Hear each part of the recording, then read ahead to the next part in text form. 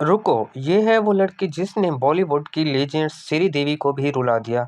ये है सजल अली। सजल अली कोई फिल्मी बैकग्राउंड से नहीं आई, लाहौर की आम सी लड़की थी। 2009 में नथी नयान से करियर शुरू किया। लोगों ने कहा ये मासूम सी लड़की क्या ही करेगी। फिर आया यकीन का सफ़र। डॉक्टर जोया बनकर सजल ने सबका दिल जीत लिया।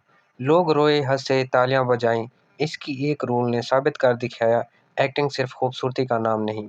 2017 में सजल ने कमाल कर दिया। इंडिया की सबसे बड़ी एक्ट्रेस श्रीदेवी के साथ फिल्म मॉम की। श्रीदेवी ने खुद कहा कि ये लड़की बहुत आगे जाएगी।